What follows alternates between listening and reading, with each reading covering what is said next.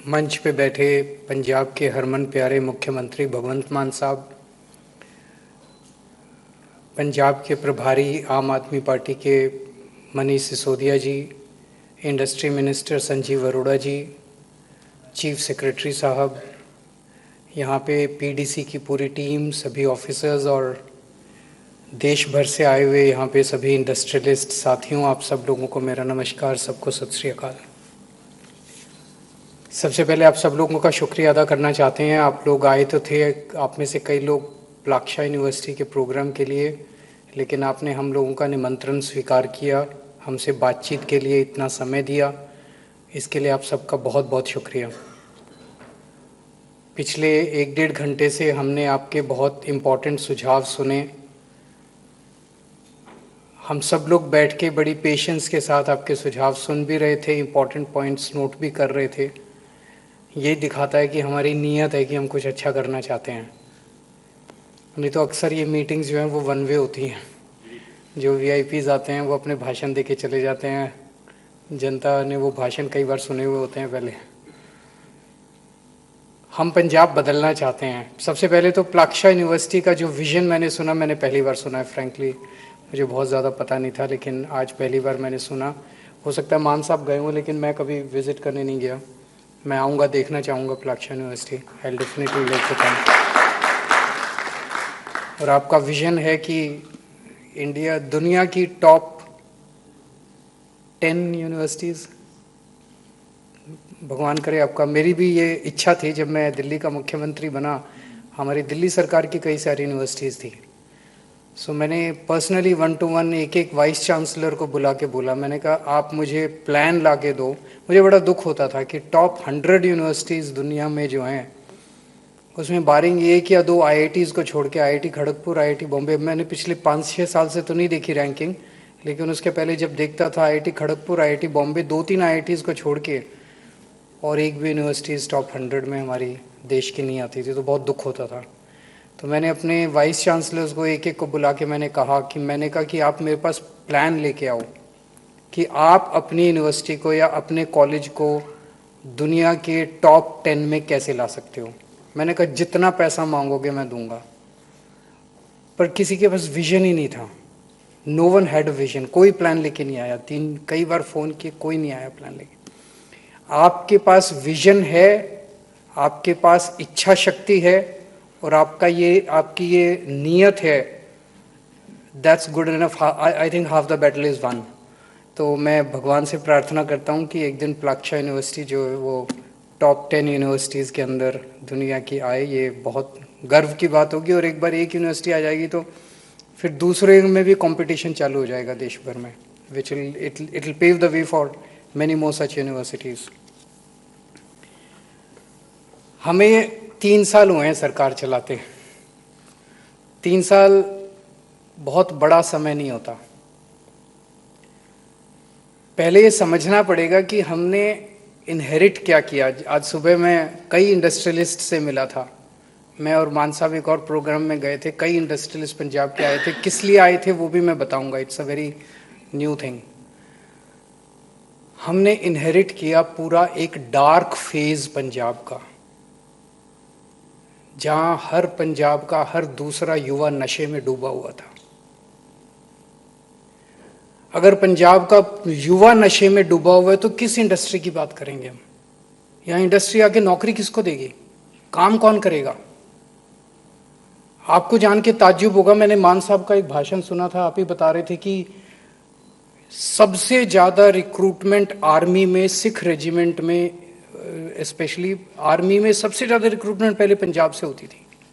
That has gone down substantially in the last few years. Sikh regiment ने ये defence ministry को लिखा है कि हमें पंजाब से लड़के नहीं मिल रहे, हमें कहीं और से लेने की इजाज़त दी जाए। क्यों? हम कह रहे हैं जॉब्स नहीं है पंजाब में, और बच्चे जो है वो आर्मी में नहीं, सब नशे में डूबे हुए हैं।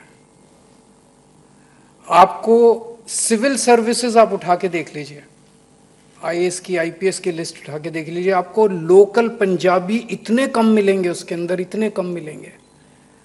सब पूरा पंजाब डार्क फेज से गुजर रहा था। ऐसा पंजाब हमने इनहेरिट किया। हमने ऐसा पंजाब इनहेरिट किया जो अभी मान साहब बता रहे थे। मान साहब का स्टाइल है अपना बताने का कि किसी को तरक्की करने में डर लगता था कि हिस्सा लेने ना आ जाए। जब हम चुनाव का प्रचार करने जाते थे बड़ी स्टोरी सुनते थे कि फलाने फलाने होटल वाले ने इनकी बात नहीं मानी, हिस्सा नहीं दिया। उसके सामने कोई क्रॉसिंग नहीं थी, उसके ऊपर से एक फ्लाईओवर बना दिया था कि उसका होटल ना चले। फलाने फलाने ब्रेड वाले ने पैसा नहीं दिया, हिस्सा नहीं दिया, तो उसके गेट के ऊपर एक आदमी बिठा दिया कि हिस्सा देने के लिए, कि हर ब्रेड के पैकेट के ऊपर। तो इंडस्ट्री, सारी इंडस्ट्री, जब मंडी गोविंदगढ़ है, जालंधर, स्पोर्ट्स के ऐसे, अभी मैं और मान साहब एक इंडस्ट्री में गए थे स्पोर्ट्स में, वो वर्ल्ड टूर्नामेंट की बॉल्स यहाँ बन रही हैं, हॉकी के वो सारा इक्विपमेंट यहाँ बन रहा है जालंधर के अंदर, बैट क्रिकेट के जालंधर से बन के जाते हैं। वो सारी इंडस्ट्री अब लुधियाना छोड़ छोड़ के चली गई, जालंधर छोड़ छोड़ के चली गई। वो फेज हम लोगों ने इनहेरिट किया है, एक डार्क फेज इनहेरिट किया हम लोगों ने। वसूली का पूरा माहौल है, वसूली का। अभी बहुत सारे लोगों ने कहा कि गेटवे बनाना चाहिए, मैं उस पर आऊँगा। जब हम अमृतसर एयरपोर्ट से निकलते हैं तो बहुत गंदा शहर दिखाई देता है। जब हम चंडीगढ़ एयरपोर्ट से निकलते हैं तो Mohali doesn't look very nice. सड़कें भी टूटी हुई हैं, चारों तरफ गंदगी भी दिखाई देती है। ये तो 2 शहर की बात कर रहे हो। पंजाब में 153 छोटे शहर हैं और 13 बड़े म्यूनिसिपल कॉरपोरेशन है। 166 towns and cities are there in Punjab. इन 166 शहरों की हालत खराब है, बहुत खराब है। गांव गांव की हालत खराब है। ये तो शहर हो गए। Rural economy was in a mess. उसको हमने इनहेरिट किया और इसको ठीक करने के लिए खजाना खाली था, पैसा नहीं था सरकार के पास। कर तो बहुत कुछ सकते थे, अगर पैसा होता तो ठेके दे देते, सड़कें भी बन जाती, ये भी बन जाता, वो भी बन जाता। कब फिर मुश्किल थोड़ी है। पैसा खाली, तनख्वाह देने को पैसे नहीं थे। That is what we inherited. 3 साल हुए, सबसे पहला चैलेंज हमारे सामने था, बच्चों को नशे से निकालो। अगर बच्चे नशे से नहीं निकले, पंजाब तरक्की नहीं कर सकता।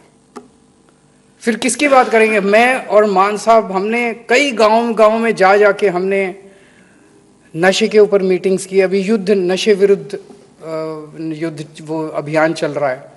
इस अभियान के तहत गांव गांव में बहुत बड़े से लेके छोटे जितने नशा बेचने वाले तस्कर हैं उनको पकड़ा जा रहा है। इसका बड़ा जबरदस्त असर हुआ है। मतलब 1000 से ज्यादा गांव ऐसे हैं जहां बहुत ज्यादा नशा होता था। Today they have become completely drug free. कम नहीं हुआ, खत्म हो गया नशा। हमने वहां जाके सर्वे कराया, लोगों से बातचीत की। लोग कह रहे हैं कि पहले लोग सामने नहीं आते थे, डरते थे किसी के बारे में बताने में। यू विल बी सरप्राइज्ड कि 3500 FIR अब लोग बाहर निकलने लगे हैं। डर निकल गया है लोगों का। लोग बताते हैं कि हमारे गांव में ये नशा बेच रहा है, हमारे गांव में ये नशा बेचा, पुलिस एक्शन ले रही है। 3500 FIR केवल और केवल जनता के फीडबैक पे फाइल हुई हैं। जनता ने कहा ये नशा बेच रहा है, उस पर FIR होगी। जनता ने कहा ये नहीं, उसको पकड़ के अंदर कर दिया गया। एक गांव में मैं और मान साहब गए, वहां पे एक लड़के ने जो अपनी स्टोरी सुनाई, हमारी आंखों में आंसू आ गए। क्या कर दिया इन हमारे से पहले वाली सरकारों ने। वो लड़का कहता है जी मैं अब मजदूरी करता हूं, और जिस खेत में मजदूरी करता हूं वो खेत का एक जमाने में मैं मालिक होता था। फिर मैं नशे में पड़ गया 10-15 साल पहले। मुझे नहीं पता आप में से कितने लोगों को एक्सपीरियंस है इसका। एक दिन में एक बच्चे को नशा करने के लिए कितने 1000 रुपए का नशा चाहिए, आप गेस कर सकते हैं? कम से कम 4000 रुपए डेली का नशा करना पड़ता है। अगर उसको 4000 कहां से आएंगे? गरीब बच्चे हैं, कहां से आएंगे 4000 रुपए? फिर वो जेब काटेगा, डाका डालेगा, आपकी घड़ी चुराएगा, आपका मोबाइल चुराएगा। वो बच्चे बताते हैं कि कुछ भी करो। हमने पूछा कहां से लाते हो? जी कहीं से लाएं, लेकिन लाना पड़ता है। And that leads to a law and order problem. Chain snatching, ये वो, इट्स ऑल लिंक्ड। इतनी ज्यादा क्यों छोटे छोटे इंसिडेंट्स हो गए थे शहरों के अंदर। अब पिछले जब से नशे विरुद्ध अभियान शुरू हुआ, ये काफी कम हुआ है। तो उसने कहा जी मुझे तो पैसा चाहिए था, कहीं से मुझे पैसा, तुम जमीन बेच दी, सब कर दिया। कहता जी एक दिन मेरे पिताजी की मौत हो गई, मैं आया, उनकी लाश पड़ी हुई थी, मैं रोया नहीं, मैंने उनकी लाश से उनके कुर्ते की जेब से जितने पैसे थे वो पैसे निकाल लिए। इतना पत्थर हो गया था मैं। अब वो नशे से बाहर निकला है और अब वो कहता है जब वो इंसिडेंट याद आता है तो बहुत रोना आता है। सबसे पहला हमने तो मैं ये बताने की कोशिश कर रहा हूं, और ये नशा पहले नहीं था पंजाब में। एक ज़माना था जब पंजाब नंबर 1 होता था, एक ज़माना था एग्रीकल्चर के क्षेत्र में, इंडस्ट्री के क्षेत्र में, सब क्षेत्रों में नंबर 1 होता था। 2007-8 से सिस्टमैटिक तौर पे, ऑर्गेनाइज्ड तरीके से, कल्यूजन के तौर पे घर घर तक नशा पहुंचाया गया। मंत्रियों की गाड़ियों के अंदर नशा डिस्ट्रीब्यूट किया जाता था। इंटरनेशनल ड्रग स्मगलर्स मंत्रियों के घरों में आके रुकते थे, उनको संरक्षण दिया जाता था। जानबूझ के पंजाब को नशे के अंदर डुबोया गया। तो सबसे पहला हमारा अटेम्प्ट था नशे को खत्म करना, उसको कर रहे हैं। मैं ये नहीं कहूंगा कि हमारा सब कुछ ठीक हो गया, लेकिन अब हम इस स्टेज पे पहुंच गए हैं, एक एक गांव की और एक एक म्युनिसिपल वार्ड की प्लानिंग की गई है। अब कहाँ कितना % नशा बिक गया, बच गया।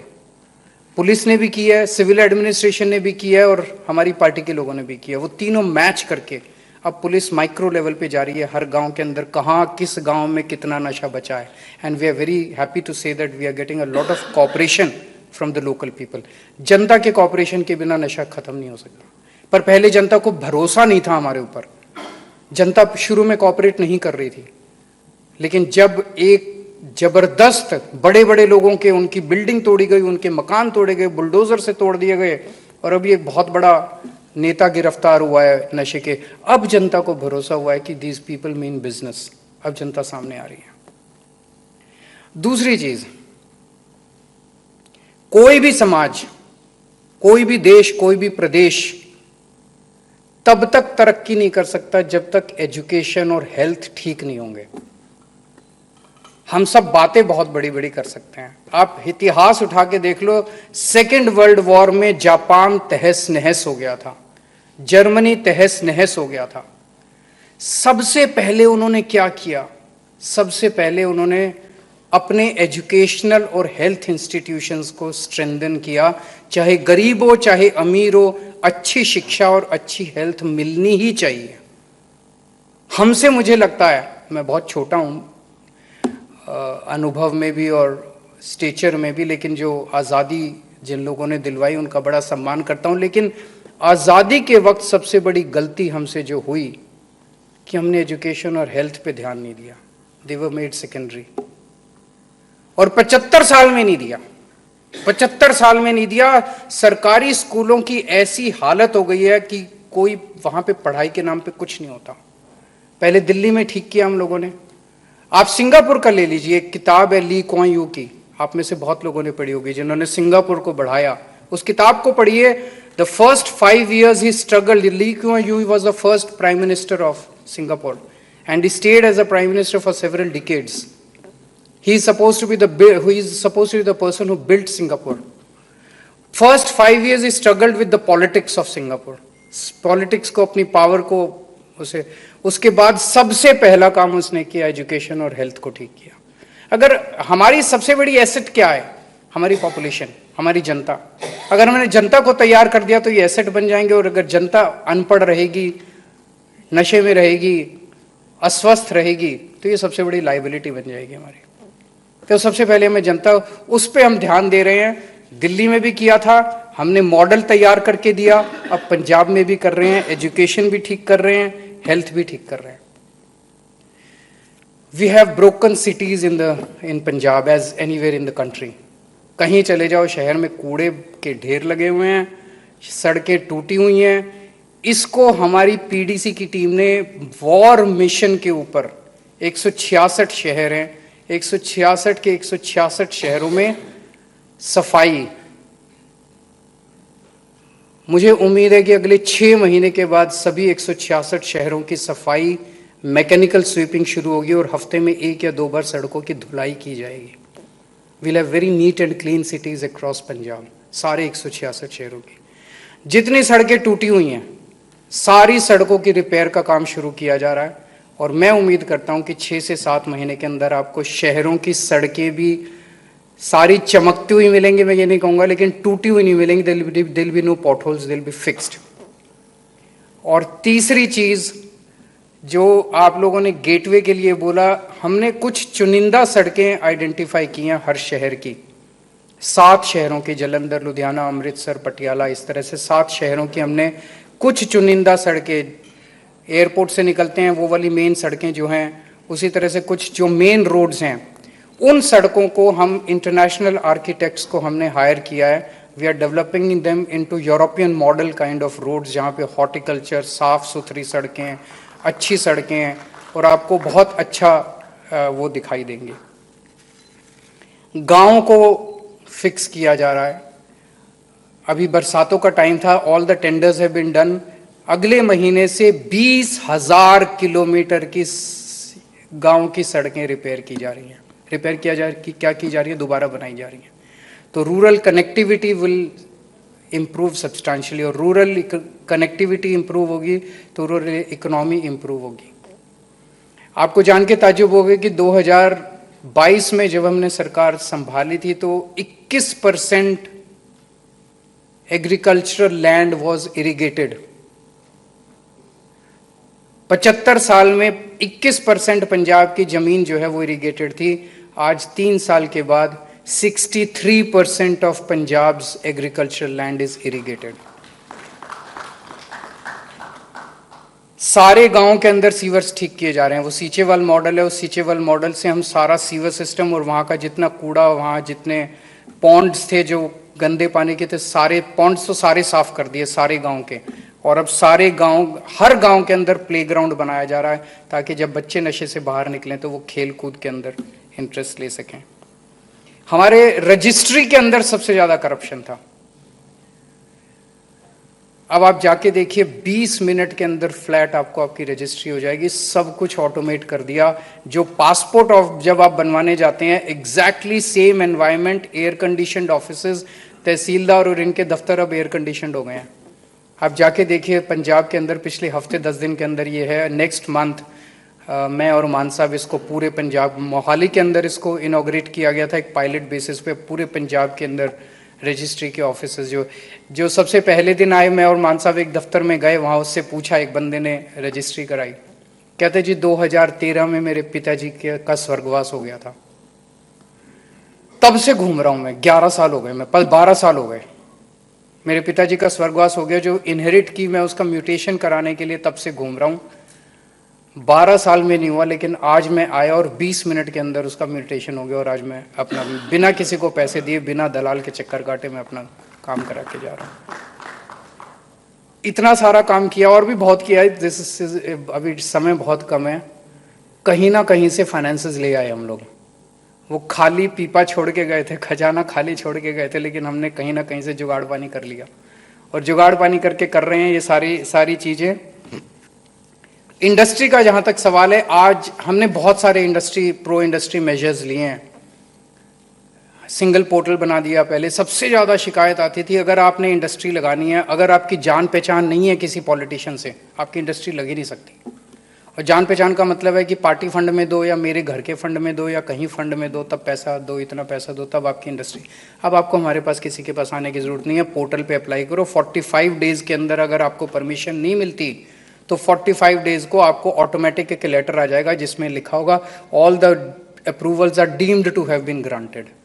मुझे नहीं लगता किसी सरकार ने इतनी हिम्मत दिखाई है इस तरह का।